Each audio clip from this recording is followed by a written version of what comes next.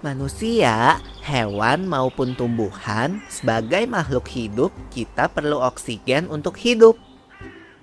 Waktu bernafas, kita mempunyai organ-organ yang bekerja sama dan membentuk sistem organ yang bekerja mengatur oksigen yang ada di lingkungan hidup sampai pada setiap sel yang kita butuhkan. Oksigen ini tidak tersedia di dalam tubuh makhluk hidup. Kita mendapatkan oksigen dari lingkungan sekitar kita. Bernafas artinya kegiatan menghirup atau memasukkan oksigen dari lingkungan hidup dan mengeluarkan karbon dioksida dan uap air melalui alat pernafasan kita. Kali ini kita akan mempelajari lebih lanjut tentang organ-organ pernafasan manusia.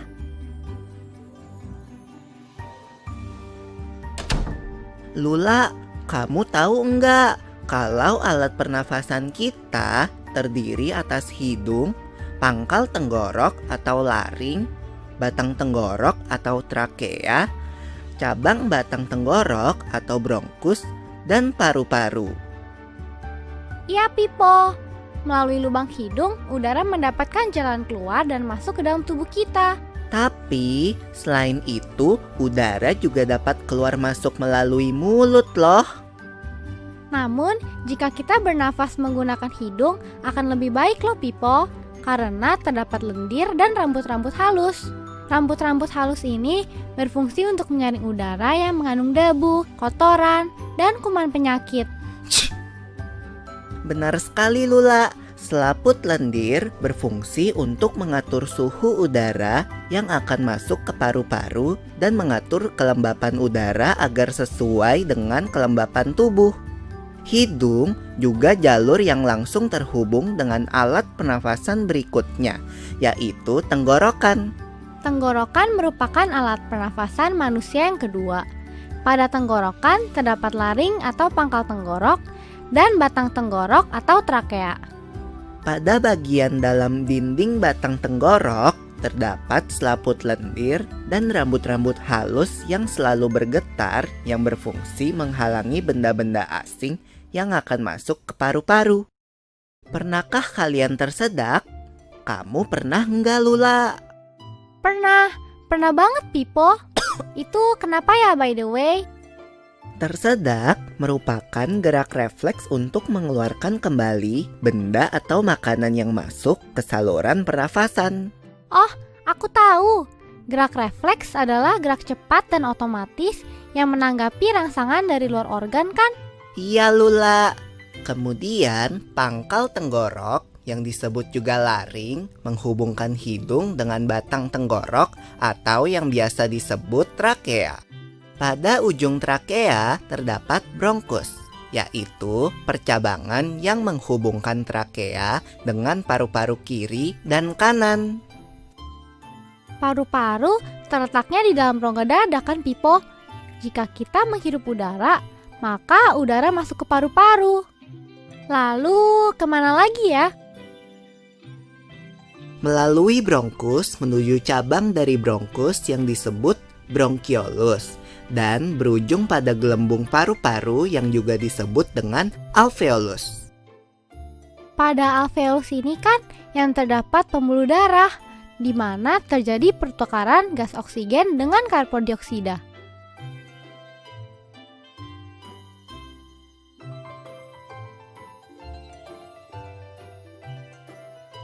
Well, Pipo, tahu gak kalau sistem pernafasan kita terdiri dari dua kan? Yaitu sistem pernafasan dada yang umum kita lakukan dan juga sistem pernafasan perut. Jelasin dong, Pipo, apa sih perbedaan detailnya? Pernafasan dada terjadi karena gerakan tulang rusuk oleh otot-otot antar rusuk. Pengambilan udara terjadi saat otot antar rusuk berkontraksi atau mengerut, sehingga tulang rusuk terangkat ke atas menyebabkan rongga dada dan paru-paru membesar. Oh begitu, berarti pengeluaran udara terjadi saat otot antar rusuk berelaksasi atau mengendur. Saat itu, tulang rusuk turun ke posisi semula, menyebabkan rongga dada dan paru-paru mengecilkan. Ya, benar sekali. Lalu menurut kamu, bagaimana dengan pernafasan perut kita, Lula? Aku belum yakin banget sih, Pipo. Jelasin dong. Pernafasan perut terjadi karena gerakan otot diafragma, yaitu sekat yang membatasi antara rongga dada dan rongga perut. Pengambilan udara terjadi saat otot diafragma berkontraksi. Posisi diafragma mendatar menyebabkan rongga dada dan paru-paru membesar. Berarti pengeluaran udara terjadi saat otot diafragma berelaksasi. Posisi diafragma melengkung ke atas, lalu menyebabkan rongga dada dan paru-paru mengecil. You're right, Lula. Lalu, gimana kalau kita sesak nafas karena banyak asap? Itu akan kita bahas lagi dalam video selanjutnya. Gimana kalau kita sesak napas karena banyak asap? Atau pernah nggak sih hidung kamu mampet karena pilek? Oh iya tuh, sesak nafas dan pilek adalah contoh dari jenis penyakit yang dapat menyerang sistem pernafasan kita, yang disebut juga penyakit pernafasan.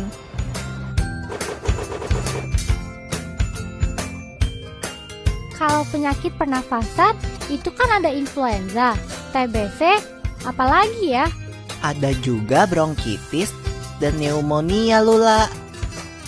Kalau nggak salah ya, influenza kan penyakit yang cepat menular. Ciri-cirinya sakit kepala, rasa ngilu pada sendi, demam, sering bersin, batuk, pilek, dan kadang disertai muntah. Ya, jika kita terserang influenza, minum obat, banyak istirahat, dan periksa ke dokter.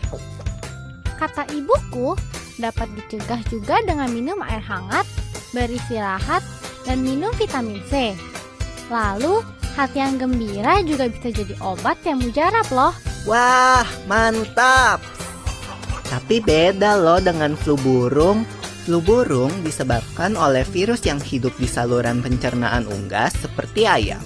Jika masuk ke tubuh manusia, bisa menyebabkan penyakit yang parah.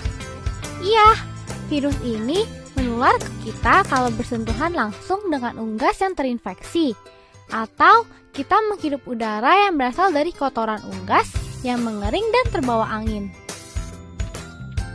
Bronkitis merupakan peradangan pada bronkus yang bermula di dada atau mengikuti flu yang menyebar di dada. Awalnya timbul rasa sakit di dada disertai batuk dan kadang suhu tubuh tinggi. Pasti kalau perokok lebih mudah terkena bronkitis. Iya, Lula. Nah, kalau pneumonia adalah radang paru-paru akut yang menyerang tiba-tiba dan cepat menjadi parah. Penyakit ini terjadi setelah penderita terkena campak, influenza, dan bronkitis. Lalu, bagaimana dengan TBC? Kamu tahu nggak, Lula? TBC atau tuberkulosis itu penyakit menular kan? Jadi penderitanya harus dikarantina. Kita nggak boleh dekat-dekat, apalagi anak kecil. Bernafas adalah kebutuhan utama setiap makhluk hidup. Jadi, kita harus menjaga kesehatan alat pernafasan kita. Ya, seperti mengurangi pencemaran udara di lingkungan sekitar, tidak merokok dan tidak sering berada di lingkungan perokok. Jangan lupa pakai sapu tangan atau tisu untuk menutupi hidung dan mulut saat bersin atau batuk. Lalu, tingkatkan daya tahan tubuh kita dengan makan makanan bergizi, istirahat, dan berolahraga teratur. Oh, aku rasa aku mengerti sekarang.